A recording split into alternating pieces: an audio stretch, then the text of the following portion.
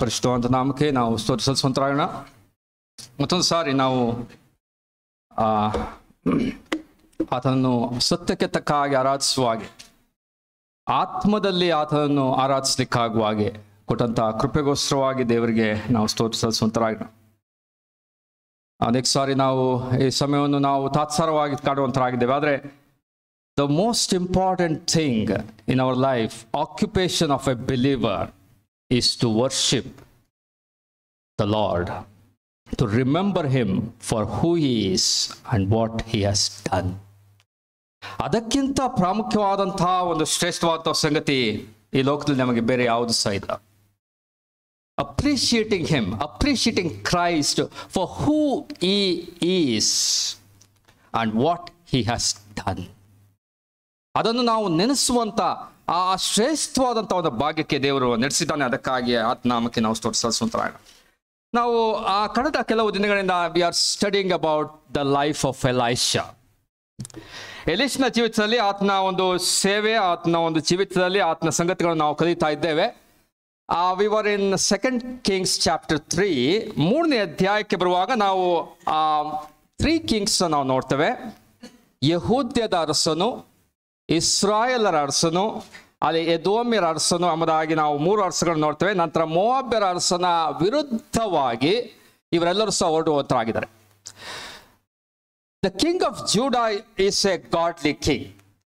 ಆತನು ಒಬ್ಬ ದೈವ ಭಕ್ತನಾದಂಥ ಅರಸನಾಗಿದ್ದಾನೆ. ಆದರೆ he joined with an evil king. ಆತನು ದುಷ್ಟನಾದಂಥ ಅರಸನ ಜೊತೆಯಾಗಿ ಇಜ್ಜೋಡಾಗುವಂತ ಅನ್ ಅನ್ಹೋಲಿ ಅಲಯನ್ಸ್. ಇಜ್ಜೋಡ, ನೀವು ಕ್ರಿಸ್ತ ನಂಬಿಕೆ ಇಲ್ಲದವರೊಂದಿಗೆ ಇಜ್ಜೋಡಾಗಬೇಡ್ರಿ. God's word is clear. ಆದರೆ ಇಲ್ಲಿ ಒಬ್ಬ ಅರಸನು, ದೈವಭಕ್ತನಾದಂಥ ಅರಸನು, he has affinity with an evil king. ಆ ಈವಿಲ್ ಕಿಂಗ್ ನಿಮಿತ್ತವಾಗಿ ಈಗ they are going against another king, Moab king. ಅವರು ಹೋಗುವಂತ ಸಮಯದಲ್ಲಿ, being a godly king, Jehoshaphat would have asked the Lord, what should I do? Did he ask? He did not ask. Many times we do the same thing, ಅಲ್ಲ? Being godly, ನಾವು ದೈವಭಕ್ತರಾಗಿ ಆರಾಧನೆಗೆ ಬರ್ತೇವೆ, ಎಲ್ಲ ಮಾಡ್ತೇವೆ. ಆದರೆ when we want to take decisions, we take on our own. We don't ask God. We don't inquire God. We go in our own plans, own ways, like Jehoshaphat. ಅಲ್ಲಿ ಯೆಹೋಷಾಫಾಟ್ ಅನ್ನೋ ರೀತಿಯಲ್ಲಿ ನಾವು ತಮ್ಮದೇ ಆದಂಥ ರೀತಿಯಲ್ಲಿ ನಾವು ಹೊರಟು ಹೋಗ್ತೇವೆ. What was the result of that decision? ಅವರು ಎದೋಮಿನ ಮಾರ್ಗವಾಗಿ ಹೋಗಿದ್ದಾರೆ. ಅಲ್ಲಿ no water. Problems happened. Whenever we go out of our own ways, our plans, without inquiring God, we will face problems. ನಾವು ಅನೇಕ ರೀತಿಯಲ್ಲಿ ದೇವರನ್ನು ಬಿಟ್ಟು ನಾವು ನಮ್ಮದೇ ಆದಂಥ ಸ್ವಂತ ಆಲೋಚನೆಯಲ್ಲಿ ಹೋಗುವಾಗ ಅಲ್ಲಿ ಬೀಳುವಿಕೆ ಉಂಟಾಗ್ತದೆ. ಅಲ್ಲಿ ನಾವು ಅನೇಕ ಸಮಸ್ಯೆಗಳಿಗೆ ಹಾದು ಹೋಗುವಂಥ ಪರಿಸ್ಥಿತಿ ಬರ್ತದೆ. Then Jehoshaphat made a commitment, ಅಥವಾ ಒಂದು ಡಿಸಿಷನ್ ಮಾಡ್ತಾನೆ. Why don't we inquire God? ಸಮಸ್ಯೆ ಬಂದಾಗ ಆತನು ಒಂದು ಪ್ಲಾನ್ ಮಾಡ್ತಾನೆ, ಅಥವಾ ಯೋಚನೆ ಮಾಡ್ತಾನೆ, is there any prophet here to inquire the Lord? ಕರ್ತನನ್ನು ವಿಚಾರಿಸಬಹುದಂತ ಪ್ರವಾದಿ ಒಬ್ಬನು ಉಂಟೋ ಇಲ್ಲಿ ಎಂಬುದಾಗಿ ವಿಚಾರಿಸುವಾಗ, one person knew, even though the godly king never knew where is Elisha. A servant, a samanya ordinary servant knew where Elisha was. God made a way to find Elisha there. ಎಲೀಷನು ಎಲ್ಲಿದ್ದಾನೆ ಎಂಬುದಾಗಿ ಅಲ್ಲಿ ಗೊತ್ತಾಗುವ ಹಾಗೆ ಅಲ್ಲಿ ಮಾಡಿದಂತ ರೀತಿಯಲ್ಲಿ ದೇವರು ಅಲ್ಲಿ ಕಾರ್ಯವನ್ನು ಮಾಡುವಂತನಾಗಿದ್ದಾನೆ. Now they went to Elisha. ನಾವು ನೋಡ್ತಾ ಬರುವಾಗ ಕಳೆದ ಸಾರಿ ನಾವು ನೋಡ್ತಾ ಬರುವಾಗ ಅಲ್ಲಿ ಎಲೀಷನ ಒಂದು ಜೀವಿತವನ್ನು ನೋಡ್ತಾ ಇದ್ವಿ. What was Elisha doing? He was a humble servant of God, servant of Elisha. In fact ಆತನು ಎಲೀಷನಿಗೆ ಕೈ ನೀರು ಹಾಕ್ತಾ ಇದ್ದಂತೆ. It was a humbling service. He was doing the work of the Lord. ಆತನು ಆ ಒಂದು ಸಮಯದಲ್ಲಿ ಹಂಬಲ್ ಸರ್ವಿಸ್ ಮಾಡ್ತಾ ಇದ್ದಾಗ ಆತನು ದೇವರ ಒಂದು ಚಿತ್ತವನ್ನು ತಿಳ್ಕೊಂಡವನಾಗಿ ಆ ಸಾಕ್ಷಿಯ ಒಂದು ಜೀವಿತ, ಆತನ ಪ್ರವಾದಿಯ ಒಂದು ಜೀವಿತ, ಅಲ್ಲಿ ಆತನು ಹೇಳಿದಂಥ ಅನೇಕ ಸಂಗತಿಗಳನ್ನು ನಾವು ಕಳೆದ ವಾರ ನಾವು ನೋಡುವಂತರಾಗಿದ್ದೇವೆ. He had a righteous anger at that time. When he saw that king of Israelite, ಏನಾಯ್ತು ಅವನಿಗೆ? Anger came inside. He rebuked him. Now, when we go to that verse 15 onwards, ಈಗ ಒಬ್ಬ ವಾದ್ಯಗಾರನನ್ನು ನನ್ನ ಹತ್ತಿರಕೊಂಡು ಬಂದಿರಿ. Bring me a minstrel or musician ಎಂಬುದಾಗಿ ಆತನು ಹೇಳುವಂತ ಒಂದು ಸಂಗತಿಯನ್ನು ನಾವು ನೋಡ್ತೇವೆ. ನೋಡ್ರಿ, ಅಲ್ಲಿ ಆತನು ಹೇಳುವಂತ ಒಂದು ಸಂಗತಿಯನ್ನು ಬರುವಾಗ ವಾದ್ಯಗಾರನನ್ನು ಕರೆದುಕೊಂಡು ಯಾಕೆ? ವೈ ಮಿನ್ಸ್ಟ್ರಲ್ ಇಸ್ ರಿಕ್ವೈರ್ಡ್ ನಾವು?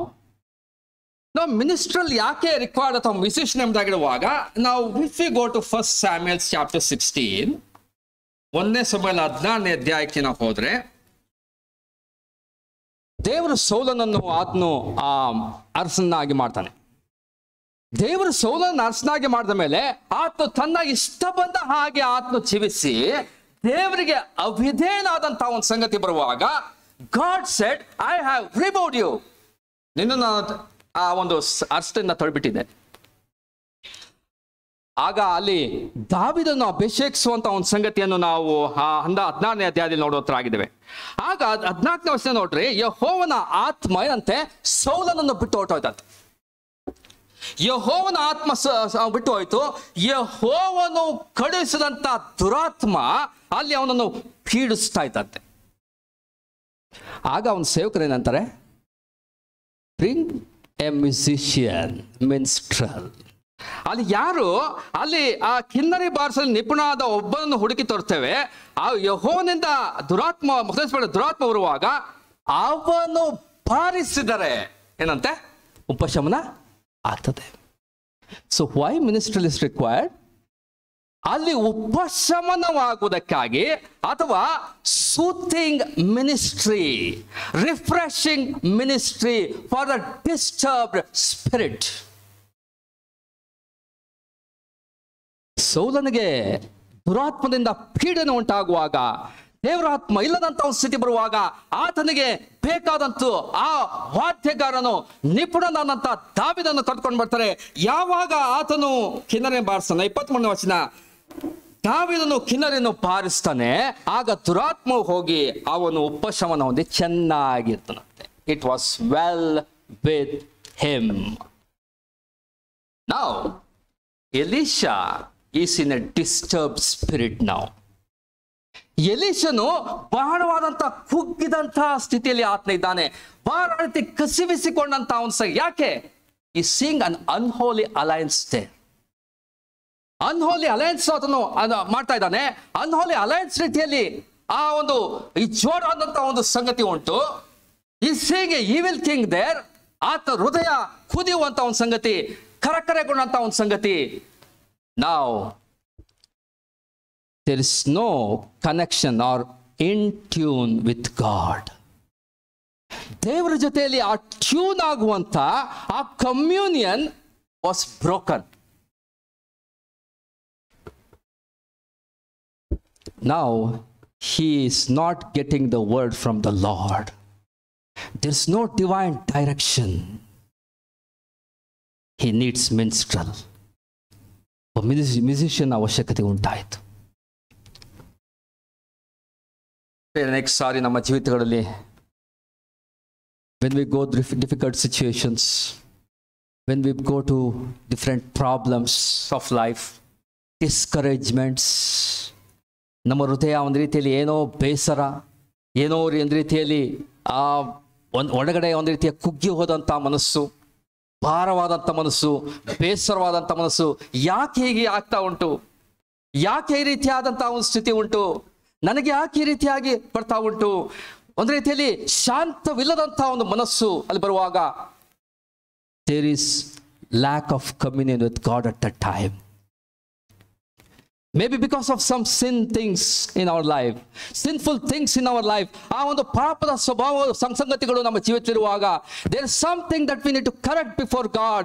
ಆ ಸಮಯದಲ್ಲಿ we will have no communication with the Lord.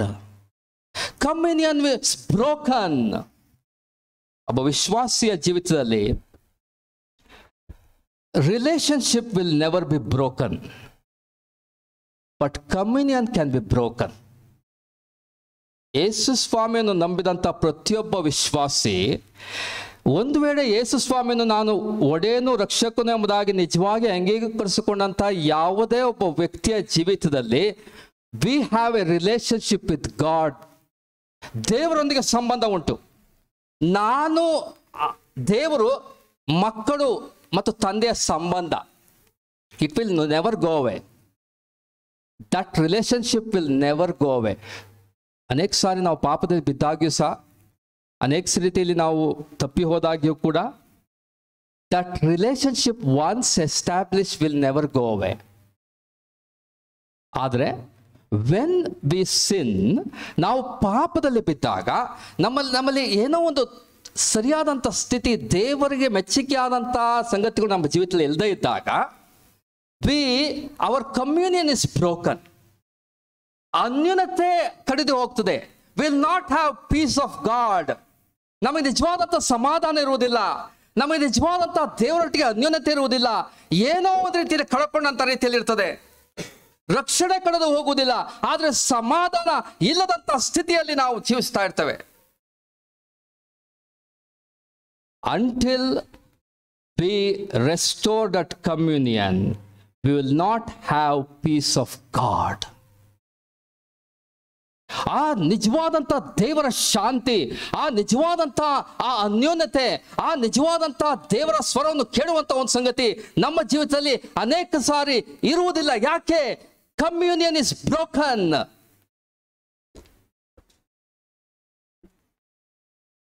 What we do now? ಅಂಥ ಒಂದು ಕಮ್ಯೂನಿಯನ್ ನಮ್ಮಲ್ಲಿ ಬ್ರೋಕನ್ ಆದಾಗ, ಅನ್ಯೂನತೆ ಕಳೆದುಕೊಳ್ಳುವಂಥ ಒಂದು ಸ್ಥಿತಿ ನಮ್ಮಲ್ಲಿ ಬರುವಾಗ ನಾವೇನು ಮಾಡ್ತೇವೆ? We need the help of the spirit of God. The ministry ನಮ್ದಾಗುವಾಗ, ಆತ್ಮಿಕವಾಗಿ ನಮ್ಮ ಜೀವಿತಕ್ಕೆ ಬರುವಾಗ, holy spirit is the blessed minstrel for a believer. ಆ ಒಂದು ಹೋಲಿ ಸ್ಪಿರಿಟ್ ಆತನು ನೋಡ್ರಿ, ನಾವು ಯೋಹಾನ್ ಬರೆದ ಸುವಾರ್ತೆ 14ನೇ ಅಧ್ಯಾಯ. Let's go to John chapter 14. ಯೋಹಾನ್ ಬರೆದ ಸುವಾರ್ತೆ 14ನೇ ಅಧ್ಯಾಯ.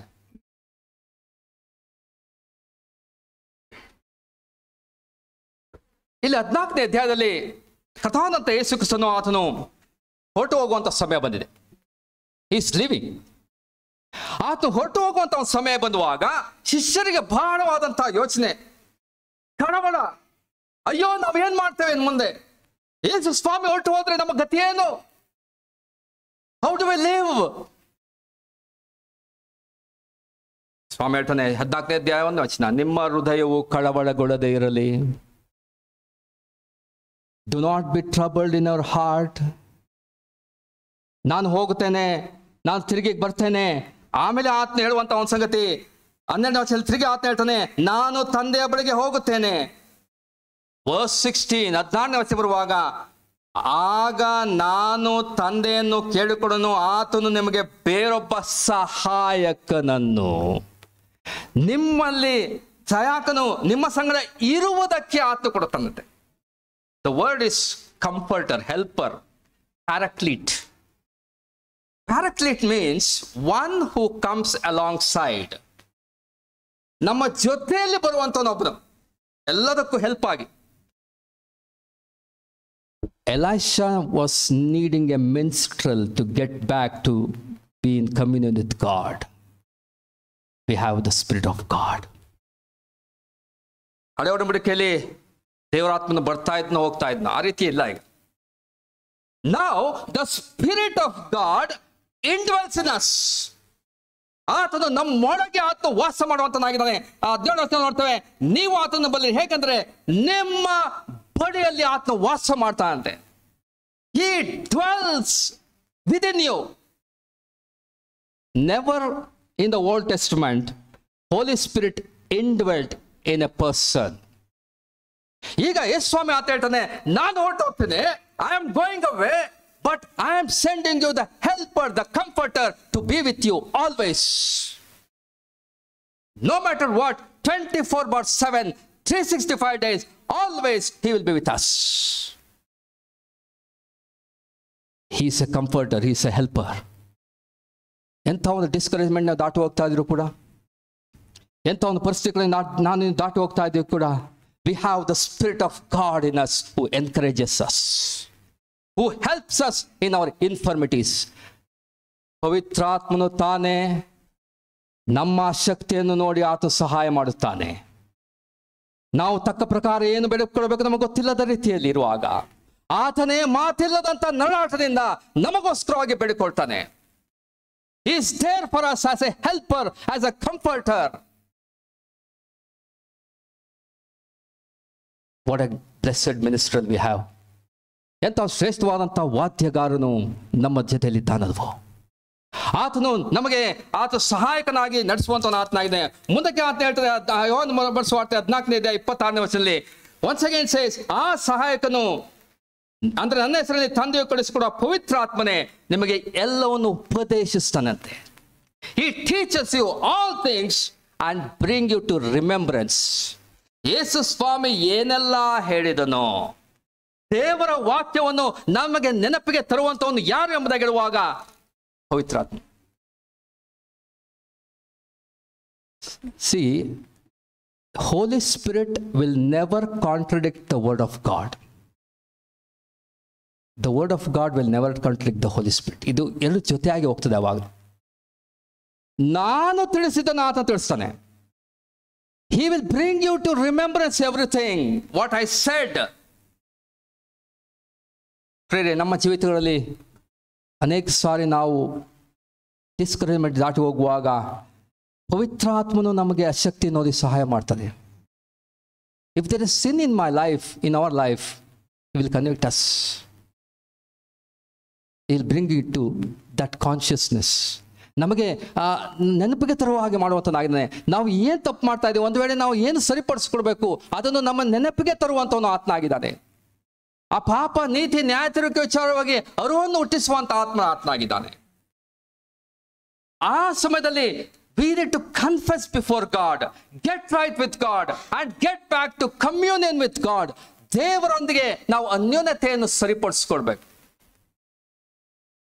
If we are not doing that, we will be going just like that without real peace of God in our lives. ಏನೋ ಕಾಟಾಚಾರವಾಗಿ ಏನೋ ನಾವು ಭಾನುವಾರ ಬರ್ತೀವಿ ಹೋಗ್ತೇವೆ, ಏನೋ ಒಂದು ರೀತಿಯಲ್ಲಿ ನಾವು ಪ್ರಾಪಂಚಿಕರಾಗಿ ನಾವು ಜೀವಿಸ್ತೇವೆ ಅಷ್ಟೇ. Will not have real spiritual life style. ನನ್ನ ಜೀವಿತದಲ್ಲಿ ನಾವು ಸ್ವಲ್ಪ ಹೊತ್ತು ಆಲೋಚನೆ ಮಾಡ್ತಾವಣ್ಣ, ನಮ್ಮೊಂದು ಆತ್ಮಿಕವಾದ ಜೀವಿತದಲ್ಲಿ ಪವಿತ್ರಾತ್ಮನ ಎರಡೇ ಕೊಡ್ತಾ ಇದ್ದೇವಾ? ಎಫೆಸ ಪತ್ರಿಕೆ 5:19 ನೋಡ್ತೇವೆ, ಪವಿತ್ರಾತ್ಮನನ್ನು ತುಂಬಿಸಲ್ಪಟ್ರಿ. Be ye filled with the Holy Spirit. Whenever we sin against God, we grieve the Spirit of God. ದೇವರಾತ್ಮವನ್ನು ನಾವು ನೋಯಿಸ್ತಾ ಇದ್ದೇವೆ, ನಾವು ದುಃಖಪಡಿಸ್ತಾ ಇದ್ದೇವೆ. ನಾವು ಆ ದೇವರಾತ್ಮ ದುಃಖಪಡಿಸುವಂತ ಒಂದು ಸಂಗತಿ ನಮ್ಮ ಜೀವಿತದಲ್ಲಿ ಆಗುವಾಗ ಬೇರೆ how much he our grieved, ಎಷ್ಟು ಸಾರಿ ಆತ್ಮ ಗ್ರೀವ್ ಆಗಿನ ಅಲ್ವಾ ನಮ್ಮ ಜೀವಿತದಲ್ಲಿ. ನಾವು if we allow the spirit of God to control our lives, ದೇವರ ಆ ಒಂದು ಪವಿತ್ರಾತ್ಮನಿಗೆ ನಮ್ಮ ಜೀವಿತವನ್ನು ನಾವು ಕೊಡುವಾಗ, ನಾವು ಅದಕ್ಕೆ ನಾವು ಒಳಗಾಗಿ ನಾವು ಜೀವಿಸುವಾಗ, ಈಗ ತುಂಬಿಸಲ್ಪಡುವುದೆಂಬುದಾಗಿರುವಾಗ to give control to him, ಆತನಿಗೆ ಹತೋಟಿಗೆ ನಾವು ಕೊಡಬೇಕು. ಆತನ ಹತೋಟಿಗೆ ನಾವು ಕೊಡುವಾಗ we see the results there. Ephesians chapter 15 and 19 onwards 20 ನಾವು ನೋಡ್ತೇವೆ. ನೀವು ಎಲ್ಲ ಸಮಯಗಳಲ್ಲಿ ಗಾನ ಮಾಡುತ್ತಾ, ಸಂಗೀತವನ್ನು ಹಾಡುತ್ತಾ, making melody in your hearts, that is the result. That's the music of our hearts. ಯಾವಾಗ ದೇವರಾತ್ಮನಿಗೆ ನಾವು ಅವಕಾಶ ಕೊಡ್ತೇವೋ, ದೇವರಾತ್ಮನಿಂದ ತುಂಬಿಸಲ್ಪಟ್ಟವರಾಗಿ ನಾವು ಜೀವಿಸ್ತೀವೋ, ಆಗ ಆ ರೀತಿಯ ಒಂದು ಆನಂದಭರಿತವಾದಂಥ ಜೀವಿತ, ಆ ಮೆಲಡಿ ಇನ್ ಅವರ್ ಹಾರ್ಟ್ಸ್ ನಮ್ಮ ಜೀವಿತದಲ್ಲಿ ಹೆಚ್ಚಾದ ರೀತಿಯಲ್ಲಿ ಉಕ್ಕಿ ಬರ್ತದೆ.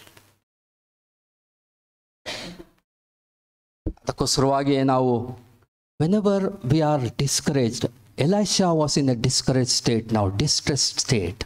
ಆ ಡಿಸ್ಟ್ರೆಸ್ ಸ್ಟೇಟಲ್ಲಿ ಆತನಿರುವಾಗ he had to come to a calm position, a stillness of heart, stillness of mind.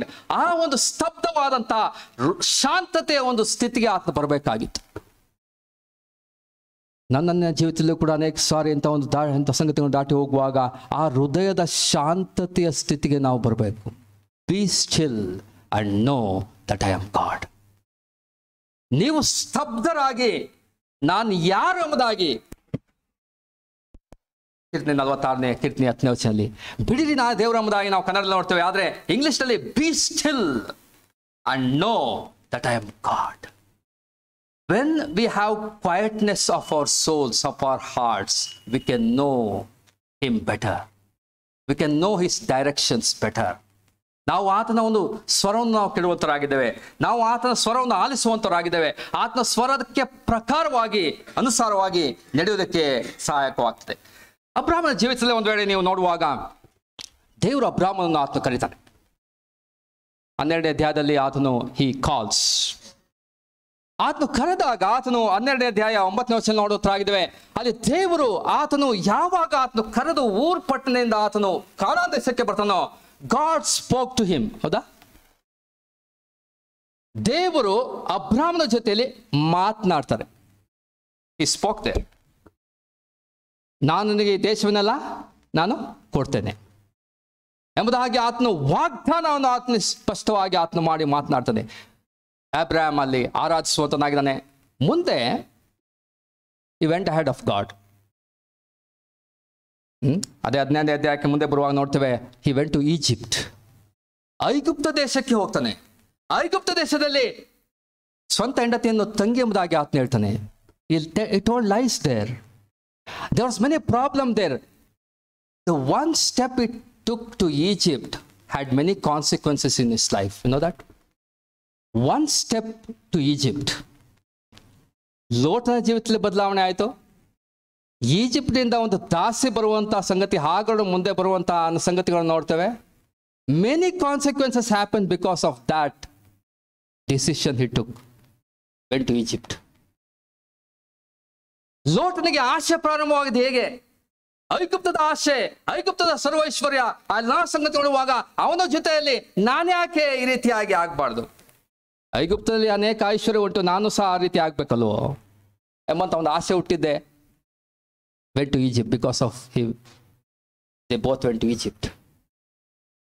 ನಾವು ಅದಕ್ಕೆ ಮುಂದೆ ಬರುವಾಗ 13ನೇ ಅಧ್ಯಾಯಕ್ಕೆ ಬರುವಾಗ ನೋಡ್ತೇವೆ, there was a strife between Abram and Lot. ನೋಡ್ರಿ, ಈಜಿಪ್ಟ್ಗೆ ಹೋದಾಗಿಂದ God did not speak to Abram. ದೇವರು ಅಬ್ರಾಮ್ ಜೊತೆ ಮಾತಾಡಲಿಲ್ಲ. The connection was cut in a sense. ಐಗುಪ್ತದಿಂದ ಆತ ಮೇಲೆ ಬರ್ತಾನೆ. He was restored back to Canaan. ಕಾನಾನ್ಗೆ ಆತ ಬರ್ತಾನೆ. ಅಲ್ಲಿ ಅನೇಕ ರೀತಿಯಲ್ಲಿ ಪ್ರಾಬ್ಲಮ್ಸ್ ಉಂಟಾಗ್ತದೆ. ಲೋಟನಿಗೂ ಅಬ್ರಾಮನಿಗೂ ಪ್ರಾಬ್ಲಮ್ ಉಂಟಾಗ್ತದೆ. ಆದ್ಲೆ ಜನಕವರೆಗೂ ಇವನಿಗೆ ಜನಕವರೆಗೂ ಜಗಳ ಉಂಟಾಗ್ತದೆ. ಆಗ ಅಬ್ರಾಮ್ ಹೇಳ್ತಾನೆ, ನಾವು ಸಹೋದರಲ್ಲವೇ? Why should we fight? Here is a man, spiritual man.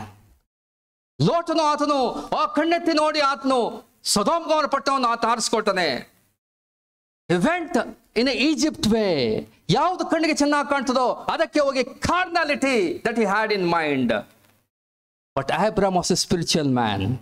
ಆತನು ನೀನು ತೆಗೆದುಕೋ, ನೀನು ಮೊದಲನೇದಾಗಿ ಹೋಗಂಬುದಾಗಿ ಆತನು ಅವನಿಗೆ ಅವಕಾಶ ಕೊಟ್ಟು ಮುಂದಕ್ಕೆ ಆತನು ಹೋಗುತ್ತಾಗಿದ್ದಾನೆ. ನಾವ್ when coming to chapter 13 verse 14 ನೋಡ್ತೇವೆ, ಅಬ್ರಹಾಮನು ಲೋಟನಿಂದ ಬೇರೆಯಾದ ಮೇಲೆ God spoke to Abraham. ಕಾನಾನ್ ದೇಶಕ್ಕೆ ಬಂದಾಗ ಆತನು ಮಾತಾಡಿದ್ದು ದೇವರು. ಅಲ್ಲಿಂದ God never spoke to Abraham. Many problems, many situations he went through until there was a separation from Lot. God did not speak with Abraham. ಮುಂಜಾನೆ ಸ್ವಲ್ಪ ಹೊತ್ತು ಆಲೋಚನೆ ಮಾಡ್ತಾವಣ ಪ್ರೇರೆ. What is that in your life and my life that we are not able to hear God's voice? ದೇವರು ನಮ್ಮೊಂದಿಗೆ ಮಾತಾಡಬೇಕಂದಾನೆ, directions ತೋರಿಸ್ಬೇಕಂದಿದ್ದಾನೆ, but he is not able to do that. Why? Some things has to be corrected. ಏನೋ ಒಂದು ಸಂಗತಿಗಳು ನಾವು ಸರಿಪಡಿಸ್ಕೊಡ್ಬೇಕಾಗಿ ಉಂಟು. ಯಾವುದೋ ಒಂದು ಪಾಪ ನಮ್ಮಲ್ಲಿ ಇನ್ನೂ ಸಹ ಮನೆ ಮಾಡಿಕೊಡುವಂಥ ಒಂದು ಸಂಗತಿ, ಅದನ್ನು ತೆಗೆದು ಹಾಕಬೇಕಾಗಿ ಉಂಟು. Something is there still which is hindering to get divine direction. Elisha did not get divine direction until that minstrel came. Minstrel has to come to get the divine direction. ನನ್ನ ಜೀವಿತದಲ್ಲಿ ಒಂದು ವೇಳೆ ಯಾವುದಾದ್ರೂ ಸಂಗತಿ ನಮ್ಮ ಜೀವಿತದಲ್ಲಿ ಇದೆಯಾ, ಸರಿಪಡಿಸ್ಕೊಡ್ಬೇಕಾ ಅಂತ ಸಂಗತಿ? ಎಷ್ಟೋ ಸಾರಿ ದೇವರು ನಮ್ಮ ಕೂಡ ಮಾತನಾಡಿದ್ದಾನೆ. Still we are continuing in the same sin many times, is it not? Still we are continuing the same carnal lifestyle, is it not?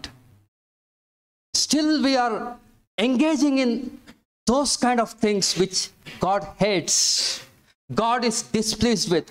ಅದೇ ಸಂಗತಿಗಳಲ್ಲಿ ಮುಂದುವರಿಯುವಂಥ ಸಂಗತಿ ನಮ್ಮ ಜೀವಿತದಲ್ಲಿ ಆಗಿದೆಯಾ? God wants to correct us before he gives divine direction. ನಮ್ಮನ್ನು ನಾವು ಸರಿಪಡಿಸ್ಕೊಳ್ಬೇಕು. ಯಾವಾಗ ನಾವು ಅದನ್ನು ಸರಿಪಡಿಸ್ಕೊಳ್ತೇವೋ God will give the direction.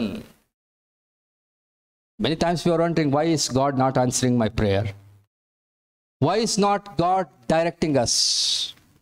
There is something that we need to correct.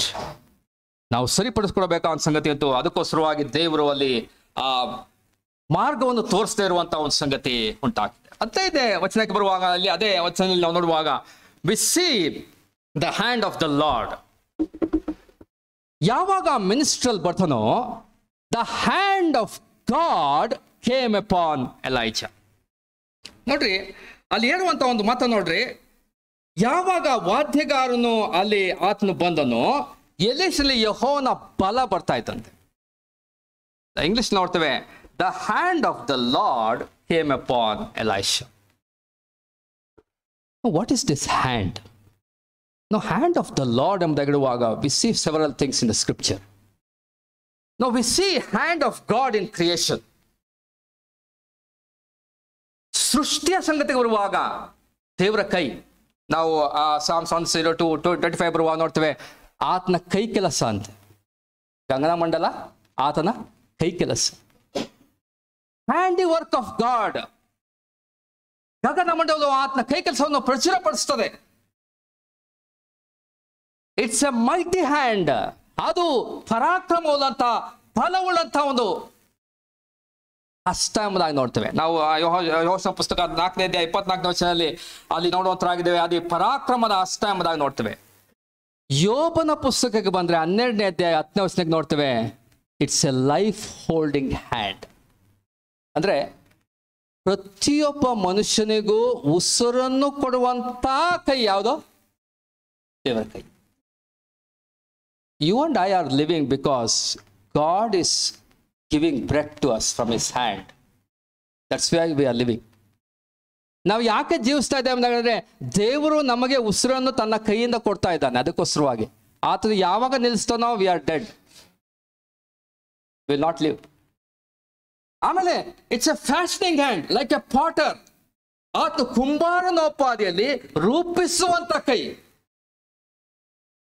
ರೂಪಿಸಲ್ಪಟ್ಟಂತ ಒಂದು ಆ ವಸ್ತು, ರೂಪಿಸುವವನು ಯಾಕೆ ನನಗೆ ರೂಪಿಸಿದೆ ಎಂಬುದಾಗಿ ಹೇಳ್ಬೋದಾ? ಪ್ರಶ್ನೆ ಮಾಡ್ತಾನೆ ಯೆಶಾಯನ ಪ್ರವಾದನೆಯಲ್ಲಿ. ರೂಪಿಸಿದವನನ್ನು ನನಗೆ ಯಾಕೆ ಹೇಗೆ ಮಾಡಿದೆ ಎಂಬುದಾಗಿ ಹೇಳುವುದಕ್ಕಾಗುವುದುಂಟೆ? ರೂಪಿಸುವಂತ ಒಂದು ಕೈ ಆತನಾಗಿದೆ. It's a glorious hand. ಅದು ಘನವುಳ್ಳಂತಹ ಒಂದು ಹಸ್ತ, ಬಲ ಪರಾಕ್ರಮಗಳಿಂದ ಕೂಡಿದಂತಹ ಒಂದು ಹಸ್ತ. It's also providing hand. ಅದು ಒದಗಿಸುವಂತ ಒಂದು ಕೈ ಎಂಬುದಾಗಿ ನೋಡುತ್ತಾ ಪ್ರತಿಯೊಬ್ಬರಿಗೂ ಆಹಾರ ಒದಗಿಸುವಂತ ಕೈ. ಮತ್ತಾಯ ಸುವಾರ್ತೆ 6ನೇ ಅಧ್ಯಾಯ ನೋಡ್ತೇವೆ, ಆಕಾಶದ ಹಕ್ಕಿಗಳು ನೋಡ್ರಿ, ಹೌದು ದುಡಿಯುವುದಿಲ್ಲ, ಅವು ಸಂಪಾದನೆ ಮಾಡುವುದಿಲ್ಲ, ಆದ್ರೂ ಸಹ ದೇವರು ಅವರಿಗೆ ಹೊತ್ತಿಗೆ ಆಹಾರವನ್ನು ಒದಗಿಸ್ತಾನೆ. Is a providing God, providing hand ನೋಡ್ತೇವೆ. ಇಂಥ ಅದ್ಭುತವಾದ hand When you go to Psalms 22 verse 16, it's a messianic psalm. ನನ್ನ ಕೈ ಕಾಲುಗಳು ತಿವಿಯಲ್ಪಟ್ಟವು. The hand which created everything, the hand which fashioned, the hand which gave breath to everyone, it was a submitting hands to the will of the Father. ಆ ಒಂದು ಕೈ ದೇವರಾಗೆ, ತಂದೆಯಾದ ದೇವರಿಗೆ ಅಧೀನಲ್ಲಿ ಮಾಡಲ್ಪಟ್ಟ ಕೈಯಾಗಿ, ಆತನ ಒಂದು ಕೈಗಳು ಆ ಮೊಳೆಯನ್ನು ಹೊಡೆಯಲ್ಪಟ್ಟಂತ ಒಂದು ಕೈಗಳಾಗಿ ಇದ್ದವು. Now sometimes it's staggering for me to think about this.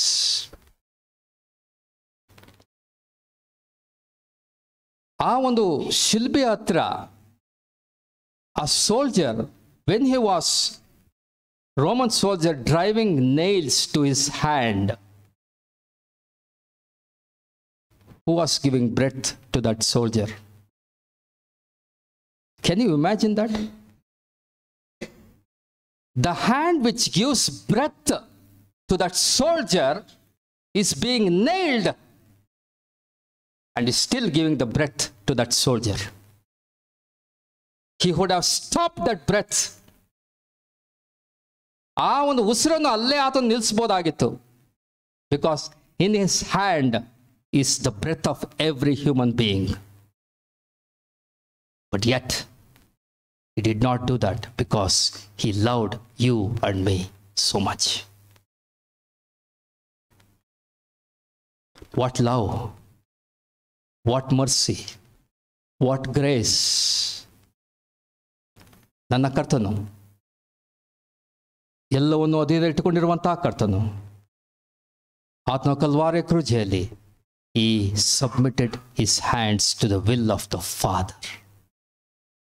Because it was the Father's will to go through that situation. May God help us to know the sacrifice, the love, the grace of God in providing us salvation. ನನ್ನನ್ನು ರಕ್ಷಣೆಗೋಸ್ಕರವಾಗಿ ಆತನು ಹಾದು ಹೋದಂಥ ಹಾದಿ, even though he had every right to do all things as he pleased, he did not please himself.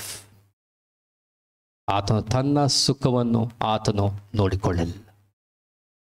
He gave everything for you and me. Because of that, it became a saving hand. ಯೆಶಾಯನ ಪ್ರವಾದನೆ 59ನೇ ಅಧ್ಯಾಯ 1ನೇ ವಚನದಲ್ಲಿ, ಕರ್ತನ ಹಸ್ತವು ರಕ್ಷಿಸಲಾರದಂಥ ಮೋಟುಗೈಯಲ್ಲ. It became a saving hand for you and me. That which provides salvation. ನನಗೆ ನಿನಗೆ ರಕ್ಷಣೆ ಕೊಟ್ಟಂತ ಒಂದು ಕೈ, ಆ ಮೊಳೆಗಡಲ ಅಂತಂದ ಗಾಯವನ್ನು ನೋಡ್ತೇವೆ.